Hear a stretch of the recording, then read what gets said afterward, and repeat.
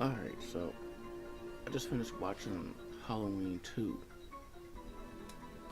And before I get into it, I actually forgot that there's a TV version of Halloween 2.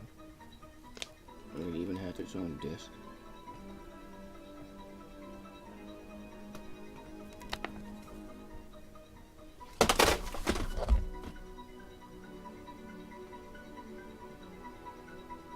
There it is. So I guess I gotta look into that. But I won't be today because I actually got plans today, so this won't be long. I guess tomorrow might be it too. No, I got plans tomorrow too. I'll get to it tomorrow. But yeah, so this is the one sequel that everybody swears by. That is the one true sequel to Halloween. The one to actually keep in your collection. The one that's actually worth watching. There's one more that at the very least you watch after this one, but that's a ways down. Yeah, this is a good sequel. But this is the one where Michael becomes fully superhuman. In fact, that's all Loomis talks about in this, right from the beginning. He's like, I shot him 6 times in the chest. He's not human. And he, like, throughout the movie, he states that fact a lot.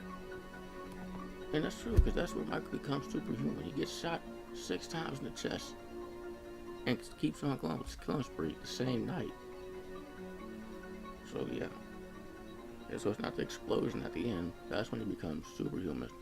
Goes from walking that line in the first one from being a man in a mask to superhuman, being full-on superhuman. And also, this is where we start to see the Loomis that I remember, the crazy Loomis. So, one who almost killed Ben Tramer for dressing like Michael Myers before a helicopter killed him. And one who fired a warning shot in a cop car while being escorted back to a sanitarium, made the cop turn around. The one who at gunpoint made the police go to the hospital. So I was saying, this is the Dr. Loomis I remember. He's fully devoted to Michael. He's obsessed with Michael now. The first one he was just like, I'm trying to tell you, he's coming. This one he's like, I told you so, now we gotta fix it. So, one thing I did notice is in the first movie, they're watching the thing from another world, but in this one, they're watching Night of the Living Dead in 2 different scenes. So, that's what I'm trying to slyly tell you. Michael's superhuman. He's not really human. But I mean, overall, this is definitely one of the better sequels. I mean, yeah, the kills are much more elaborate and violent. There's much more blood. Actually, less nudity in the first one, but everything else is turned up. And Michael is still Michael in this one. Still wearing the Shatner mask. Still almost acting like a ghost, appearing out of nowhere. Using the darkness to his advantage, which is how you do that. So, anyway, Halloween 2. A. There you go. Oh, right, I almost forgot. I was looking through the credits of this movie, and I saw that Dana Carvey's in it. And I looked it up, because the other day I was watching Scream 2, and I saw the name Steve Austin. I'm like, okay, that's the right time frame, but I highly doubt Stone Cold Steve Austin worked on Scream 2.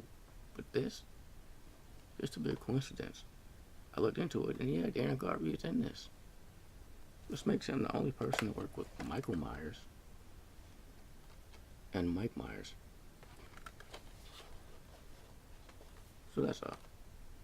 One thing I forgot to talk about in the first movie, and I almost forgot here, is the music. You hear right now that iconic score, that iconic theme song, only it's remixed a little bit. And I noticed they start to do that with each entry. Nothing beats the original, obviously, but this one, it's okay. It's not my favorite remix. In fact, you'll be surprised what my favorite remix the theme is. Even I'm surprised, but yeah. And the music in this really helps tell the story. There's this theme, that kind of stalker theme.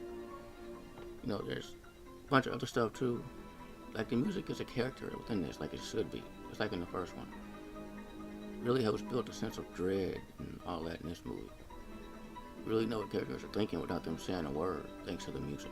That's all. One more thing, contrary to popular belief, John Carpenter did not direct this. That was Rick Rosenthal. John Carpenter came back as a producer and a writer for this one, so